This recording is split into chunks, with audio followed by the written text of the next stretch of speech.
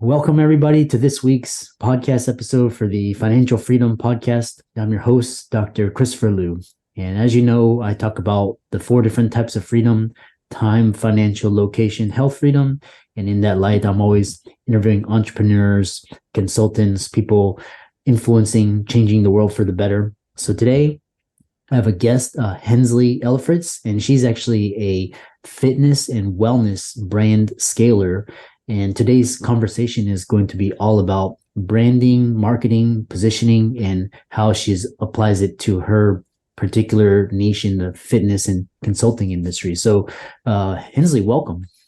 Thank you. Thank you. I'm super excited to be here. Happy New Year to everyone. Happy New Year. And 2023 hopefully will be just as good, if not better than 2022. And so tell us more about yourself, your business, and how you got started. I think it's helpful to give a little bit of background because it sheds light onto where we are today. So my background has been in fitness franchising, specifically in installing sales systems in kind of either fitness and health brands that were up and running or turning them around. So in short, making those brands profitable. So I started at Equinox, just selling memberships. And then most recently was the VP of sales for a brand called Club Pilates. As of today, I think they're closing in at about 2,000 locations, again, across the US and globally. And so during the pandemic, I think a lot of us had epiphanies, but mine was looking out at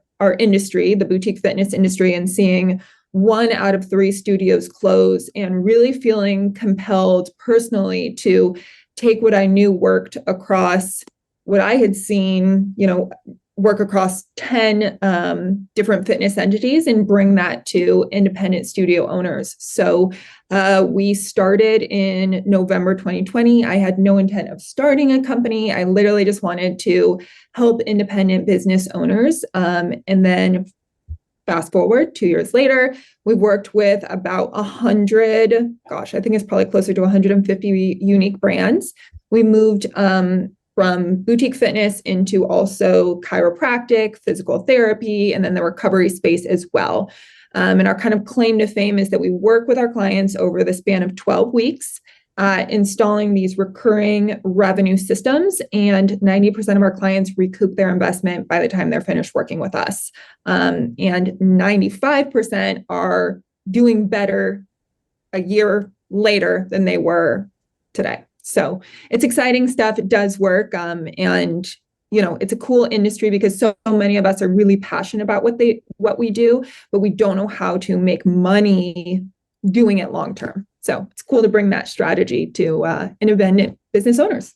Yeah, it's a very awesome story. And I liked how you started, a lot of businesses started in the pandemic and you found a particular niche and a need, and you try to fill it with your expertise. So yes. You've actually got a really interesting repertoire of questions, and one is this idea of what helped you build your reputation within your market. Yeah, I think for so many of us, the knee-jerk reaction when we're growing our business, when we're getting up and off of the ground, is how can I reach the most people with what I do? And when we look at the brands that we know best, the ones that come to mind that probably are within arm's reach of us today, right? Apple, Amazon, Lululemon. Amazon started as an online book reseller. Lululemon started as selling yoga pants to female yogis, right? And then again, fast forward to where those brands are today, the riches are in the niches, at least initially. That's where you gain reputation. If you can find those loyalists and those champions that are able to shout, hey, this person is really good at doing what she does.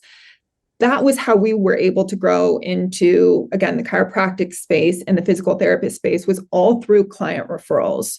So focus on what you do and doing it really, really well, gaining momentum there first, and then applying those same strategies against parallel verticals that you feel like would be just as applicable. Yeah.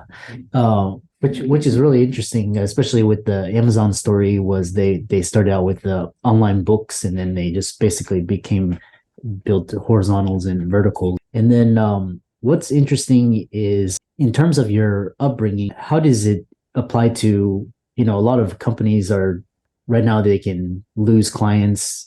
People have a lot of different options and choices. What are most businesses doing wrong with client retention? Yeah, that's a really good question. I think where I see the most prevalent mistake being made is waiting until that client is getting ready to either cancel or leave or has essentially already decided to quit to try and implement a retention strategy. And I always say that's like trying to save a ship that's already sinking. That decision has already been made.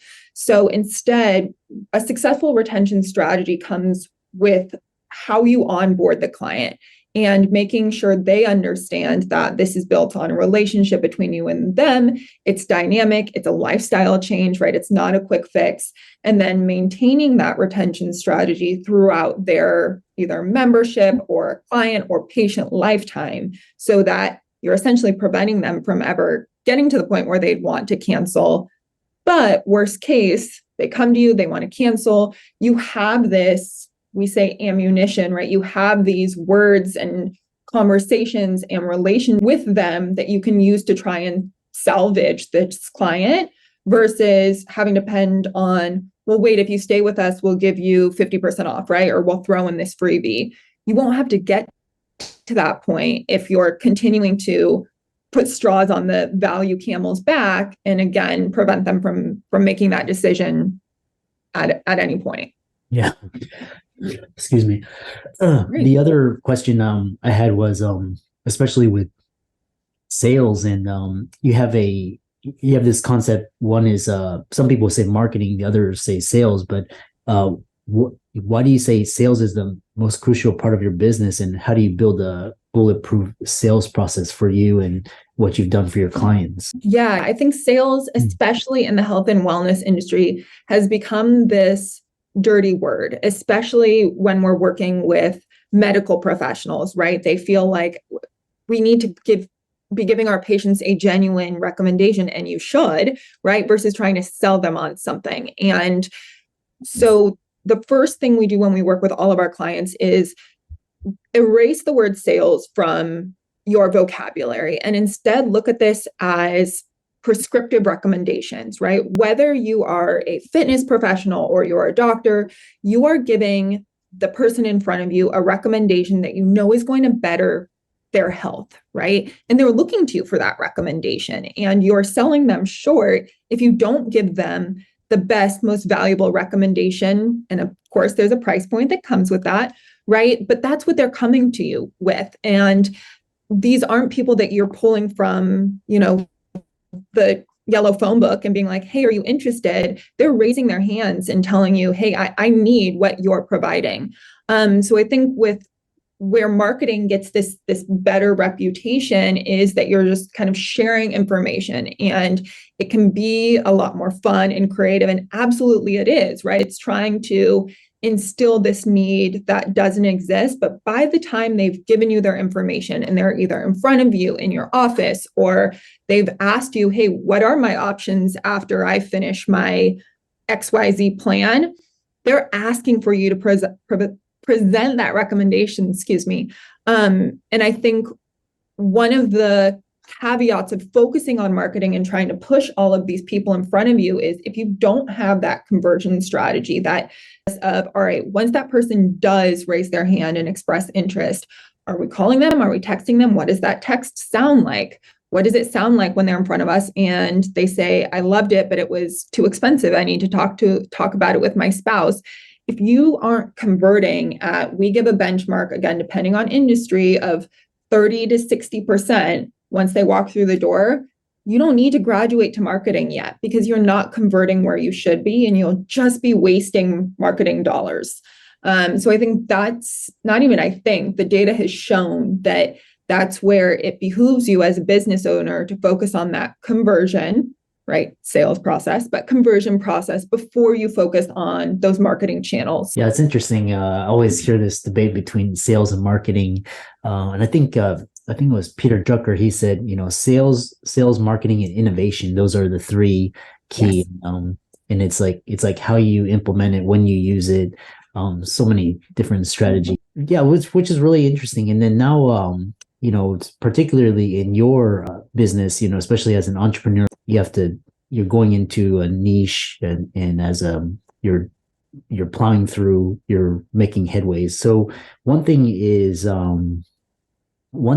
what sort of obstacles or challenges did you face, starting a business? For those, I know it's 2023 and a lot of people are interested in starting. So what would you say to them in terms of challenges and getting through those? Yeah. And I think the challenges that I witnessed firsthand are what we see in the clients that we work with that are business owners as well. And I would say the biggest challenge for me was trying to understand preemptively what role I wanted to play in the business. Like I said, I didn't ever see myself having employees. I never saw this becoming a brand. I came out of the gates as, Hensley Ellefritz Fitness and Wellness Consulting. And so having an idea of what hat you want to wear in the business, and hats plural, allows you to determine what roles do you then need to fill. There's a idea that, okay, we need, a salesperson, or we need a marketing person, or we need a operational person, but which of those are you, right? Identifying that first, and then who's going to be that complement that allows you to be the best business owner that you can be, because it allows you to really lean into what you're passionate about in starting this business from the jump. Secondarily, I think there's a societal pressure to just grow for the sake of growing, to scale for the sake of scaling, to take on investors, or to, I always get asked, well, where do you want to be in 5 years? How many more employees do you want to get? What do you want your revenue to be? And it focusing on those things dilutes the reason that I got into this business in the first place, which is just interfacing with other business owners and sharing what I know works and will make them successful. And I never wanted to grow to the point where I was so behind the scenes that I wasn't interacting with them on a regular basis. And so the second thing I would ask yourself as kind of a budding entrepreneur, or entrepreneur who's kind of hitting that next level of growth, is what is your reason for growing, and what is your reason for scaling, and what's going to give you the healthiest lifestyle, right? Because for so many entrepreneurs, that's why we're getting into it, is for that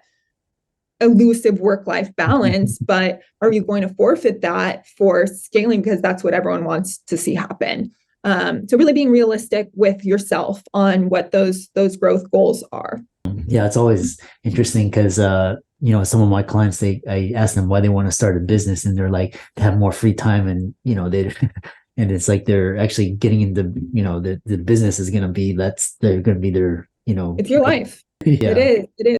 Yeah. And I think that's where I often encourage other entrepreneurs, is certainly when you're figuring out your branding, determine that need that's not being met in your industry, right? Like, what's your niche going to be? But just as importantly, is that going to be something that you're passionate about doing day in and day out? Because you will live and breathe it for 7 days. I've been doing this for 2 years, and I'm still working 7 days a week, and I love it, and I make my own schedule. But if this was a need that I witnessed, but I didn't feel personally passionate about delivering, I would have hit a wall at this point. So I think it's that balance too, right? You've established this niche, or you see a need that's not being met, or a product that is not being yet offered. Is that something that you feel personally willing to devote yourself to for the foreseeable future? Yeah.